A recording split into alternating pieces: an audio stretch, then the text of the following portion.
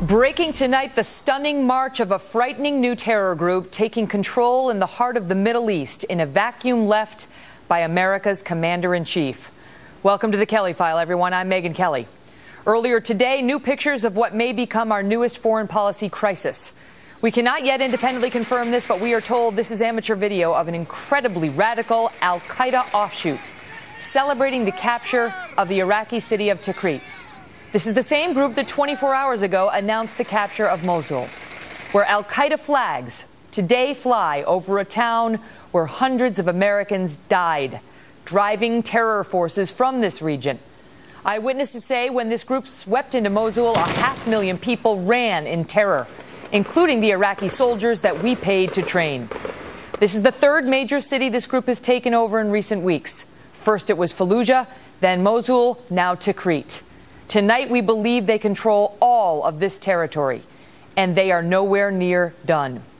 One of the generals who warned that leaving this country too soon and with no residual forces in place would result in, quote, absolute disaster is my next guest.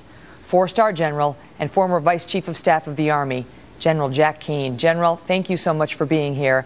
Glad to be here. And the question I have for you tonight is the vision that Osama bin Laden had of a caliphate, of an Islamic state where they would live amongst themselves and plan jihad against the West, coming to fruition as we see that map expand.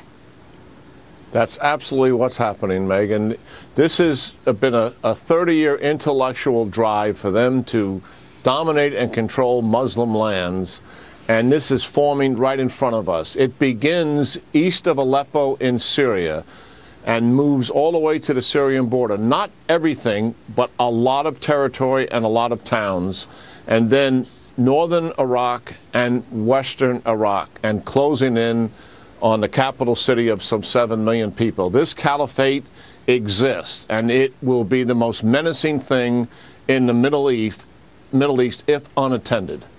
You warned about this. I mean, I understand how people are going to feel about going into Iraq in the first place, but we were there, and we sacrificed 4,500 American men and women to liberate that country, and people were voting. The Iraqis were voting, and we left without any residual forces. We announced our withdrawal date, and people like you who have devoted your life to this issue, to these types of issues, were jumping up and down saying, we will lose it all if we don't handle this differently. Your thoughts on where we now are tonight? Well, in places like Germany, Italy, Japan, and South Korea, after conflict where we left forces, we've had enormous success.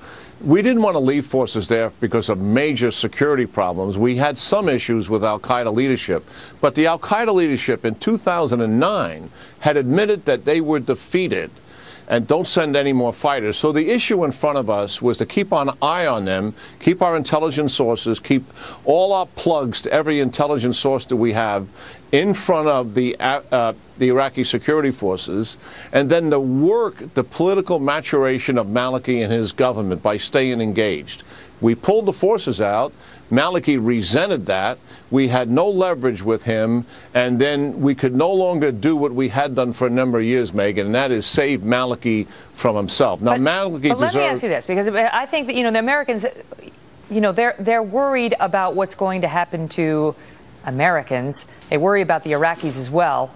But when we look back at how this has unfolded, first came Fallujah, and men like you raised red flags after that as well, saying this is going to go from bad to worse. The president was asked about the terrorists retaking Fallujah in January of 2014, and he told, I think it was the New York Magazine, and perhaps we have the quote and we can put it on the board for the viewers, that they were JV, that this was JV Al-Qaeda. The analogy we use around here sometimes, and I think this is accurate, is if a JV team puts on a Lakers uniform, that doesn't make them Kobe Bryant.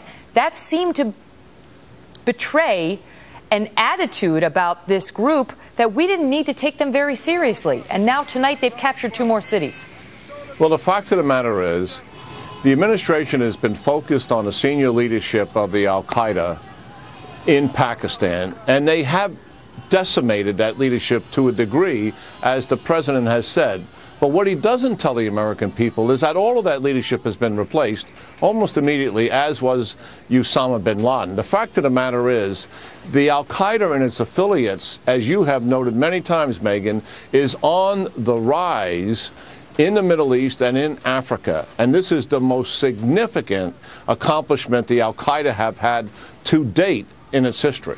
Why are they on the rise? I mean, you know, is it, obviously we left a vacuum behind us in Iraq, but what is it about, in other words, is there something we could be doing to be stopping this? Yeah, absolutely. We have no comprehensive strategy, none, to defeat the Al-Qaeda and its affiliates.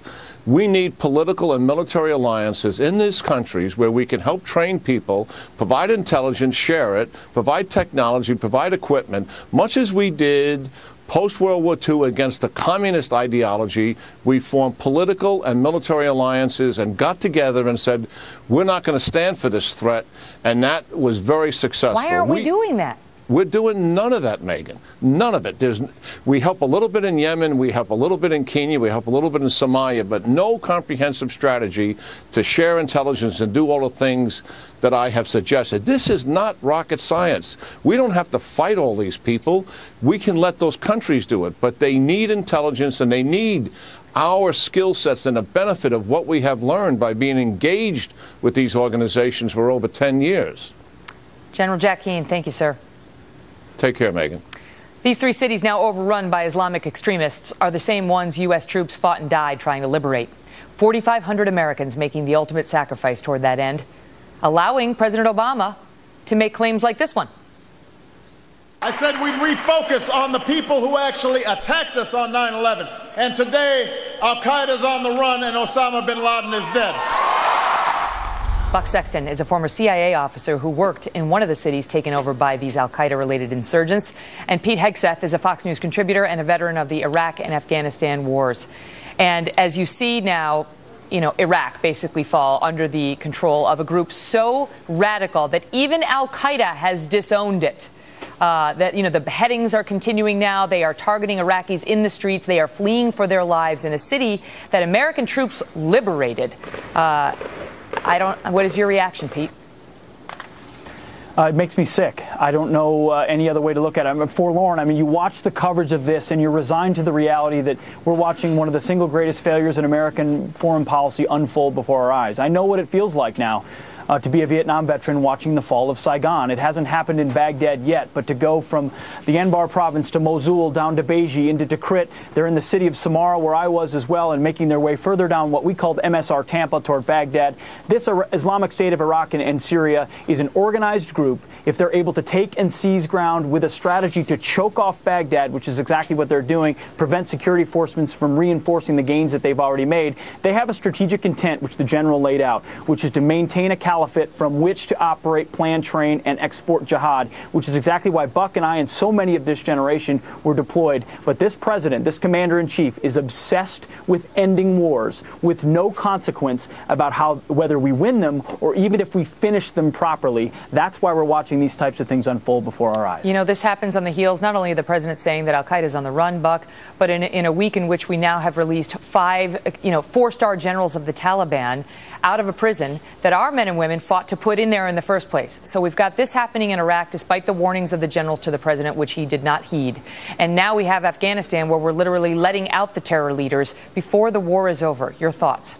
Well, unlike in this country where it seems the commander-in-chief, Megyn, is so willing to make decisions about war and peace based upon election cycles, the war does not end for the global jihadists. It has not ended in Afghanistan, and as we see, it has not ended in Iraq either. I've been in touch with friends of mine who are still inside the intelligence community in the past couple of days, and their shorthand version of what's going on is, this is the nightmare scenario in Iraq. This is as bad as anybody could have thought it would get after the decision was made by this administration to completely evacuate all real military presence out of the country. And what you see here, by the way, is something that even if the Iraqi military were to stand up and push back against this, we've seen 1,000 people released from prison. The intelligence networks that the Iraqi army and intel services would have, they can be essentially eradicated by this point in time. They seized the banks, too. This terrible, terrible group seized the banks. They've got money. They've got resources. They're driving our Humvees. According to the reports, they've seized the weaponry and the support that we've given the Iraqis to try to fight them. They have it now.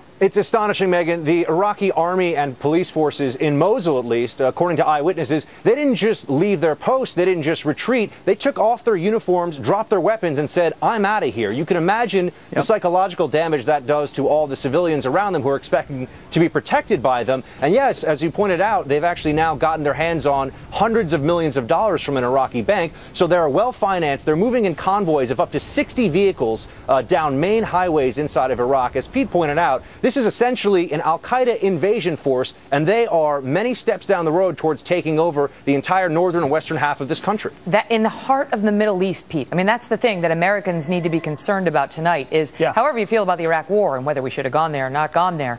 The question tonight is how it ended and what the results are tonight, because when you hear that this group is so radical that Al-Qaeda doesn't want to be associated with it, and now it's basically got Iraq under its control, Americans need to worry. I mean, if this is the beginning of the true caliphate, if this is centralized Islamic jihad, then we are looking at something very serious when it comes to our own foreign policy that needs to be dealt with. Absolutely. Americans need to wake up.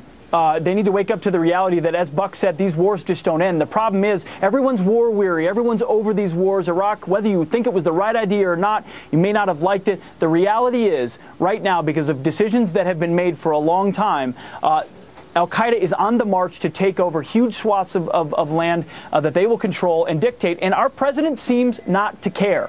Literally, Megyn, I don't like to indict him that directly, but in this case, President Obama doesn't care about what's happening in Iraq right now, just like he doesn't care what's happening in Syria and isn't willing to take the steps necessary to prevent. It's not that he's a bad person, it's that he's so over these wars. This is how wars end. They're messy in the 21st century. Problem is, you can do real things to make change, like General Keane outlined.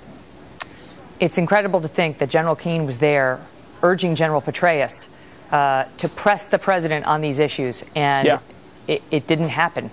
You know, the willingness and the desire to get out of the war was robust, and yet the generals were warning there would be real consequences, and we seem to be dealing with those tonight. Gentlemen, thank you both. This is what happens when you listen to politicians, not generals. Absolutely. Thanks, Pete, Megyn. Buck, thank you. Well, just hours